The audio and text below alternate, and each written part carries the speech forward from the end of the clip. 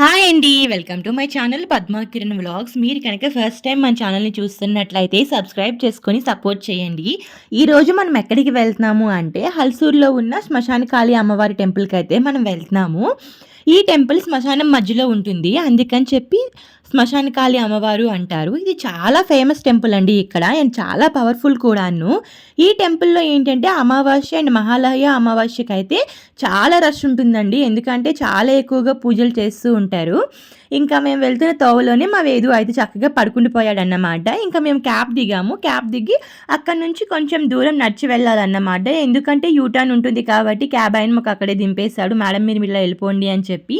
ఇంకా ఆ రోజు మేము వెళ్ళిన రోజు ఏంటి అంటే బెంగుళూరు రథోత్సవం కదా, కొంచెం అక్కడ సెలబ్రేషన్స్ అన్నీ అవుతున్నాయి. ఇంకా మేము శ్మశానం లోపలికైతే ఎంటర్ అయ్యాము. ట్రస్ట్ మీ అండి, శ్మశానం లోపలికి వెళ్ళినా సరే మనకి ఎలాంటి భయం ఉండదు. చాలా పీస్ ఆఫ్ మైండ్ ఉంటుంది ఈ టెంపుల్ దగ్గర మనకి. మొత్తం అంటే టెంపుల్ అనేది మనకు కరెక్ట్గా శ్మశానం మధ్యలో ఉంటుందండి. మనం ఇది వెళ్ళే తోవంతాను సరే ఇలాగే ఉంటుంది మనకి, కానీ ఎలాంటి భయం మనకి వేయదు. చాలామంది జనాలు ఉంటారు, చాలా రష్ అయితే మనకి ఉంటుంది ఇక్కడ.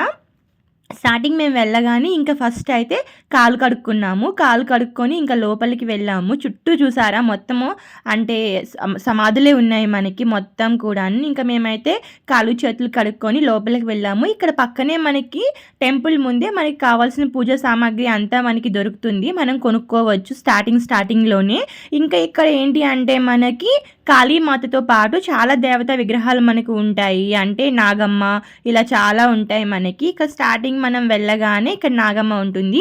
ఆ తర్వాత అలా ముందుకు వెళ్తే మనకి కాళీమాత భద్రకాళి ఉంటారన్నమాట. చాలా మంది రష్ ఉన్నారు. ఇంకా మేము వెళ్ళేసరికి అయితే కొంచెం తక్కువ రష్ ఉన్నారు. బట్ మేము రిటర్న్ అయ్యేసరికి అయితే చాలా ఫుల్ అయితే రష్ అయిపోయారు. ఇంక ఇక్కడ మనకి ఇక్కడే కదా పూజ సామాన్లు అన్నీ దొరుకుతాయని చెప్పాం కదా, అక్కడే మనకి ఏంటి అంటే మనకి దిష్టి కూడాను తీస్తారు. ఇక్కడ ఈ టెంపుల్లో ఏంటి అంటే ఉన్న వాళ్ళందరూ కూడా అంటే పూజ చేసే వాళ్ళందరూ కూడాను మనకి అర్ధనారీశ్వరులండి. అంటే ట్రాన్స్జెండర్సే ఉంటారు మొత్తం అందరు కూడాను. మనకి కావాలంటే మనం దిష్టి కూడా తీపించుకోవచ్చు. సో అందుకని చెప్పి మేమైతే ఇక్కడ దిష్టి తీపించుకున్నాము. ఏంటి అంటే అక్కడ నిమ్మకాయ, దోసకాయ, టెంకాయ ఇలా అన్నీ దొరుకుతాయి. మనం ఏది కొనుక్కుంటే దాంతో మనకి దిష్టి తీస్తారు. అలాగే దిష్టి తాళ్ళు కూడా అమ్ముతారు, నల్ల తాళ్ళు అన్నీ కూడాను. మనం కావాలంటే కొనుక్కోవచ్చు. ఇంకా తాళాలు అవి అక్కడ కట్టున్నారు కదా, ఎవరైనా సరే ఏమైనా కోరికలు ఉంటే కోరుకుంటారు. అంటే నార్మల్గా పిల్లలు పుట్టిన వాళ్ళు వచ్చి కోరుకుంటారు, పెళ్ళి కావాల్సిన వాళ్ళు వచ్చి కోరుకుంటారు. వాటితో పాటే ఇంకా చాలామంది లైక్ చూడండి ఏమైనా పీడలు గాలి తగిలింది అంటారు కదా, అలాంటి వాళ్ళు అయితే వచ్చి ఇక్కడ తీపిచ్చుకుంటారండి. ఇక్కడ ఉన్న అర్ధనారీశ్వర తత్వం ఉన్న వాళ్ళతో తీపిచ్చుకుంటారు.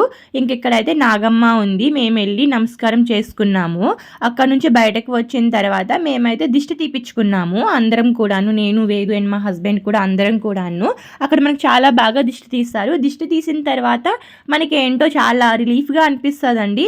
మీరు బిలీవ్ చేస్తారో లేదో, నేనైతే ఇప్పుడు ఒక పాజిటివ్ ఎనర్జీ ఉంది అనుకునేటప్పుడు ఒక నెగిటివ్ ఎనర్జీ ఉందని కూడా మనం నమ్ముతాం కదా, అది ఏ రూపంలోనైనా అవ్వచ్చు అండి. బట్ నెగిటివ్ ఎనర్జీ అనేది అయితే ఒకటి ఉంటుంది కదా, మేమైతే బిలీవ్ చేస్తాం. బిలీవ్ చేయడంలో అయితే తప్పేం లేదు కదా. సో మేమైతే దిష్టి తీపించుకున్నాము. మా తర్వాత ఇంకా వేదు అండ్ వాళ్ళ నాన్న కూడా దిష్టి తీపించుకున్నారు. చక్కగా దిష్టి తీపించుకొని ఇంకా లోపలికి వెళ్ళాము. అలాగే అంటే చుట్టుపక్కల ఇంకా చాలా దేవతా విగ్రహాలు ఉంటాయని చెప్పాను కదా, అక్కడికి వెళ్ళి ఇంకా అక్కడ కూడాను మేము చూసామన్నమాట. ఇదేంటంటే టెంపుల్ లోపలికి, ఇదంతా అవుటర్ టెంపుల్, అంటే ఇది టెంపుల్ లోపల అసలైనది. ఇంకా టెంపుల్ లోపలికి వెళ్ళేటప్పుడు ఇక్కడ ఒక దేవతా విగ్రహం మనకు ఉంటుంది. కాళికా అమ్మవారి ఫేస్ మాత్రమే ఉంటుంది. ఇంకొంచెం లోపలికి మనం వెళ్ళామంటే అక్కడ అమ్మవారు పడుకునేటట్లు ఉంటుంది. ఆ అమ్మవారి పేరైతే నేను మర్చిపోయాను, బట్ కాళీ రూపమేనండి మనకి. అక్కడ అమ్మవారు కొంచెం పడుకొని ఉన్నట్లు ఉంటుంది.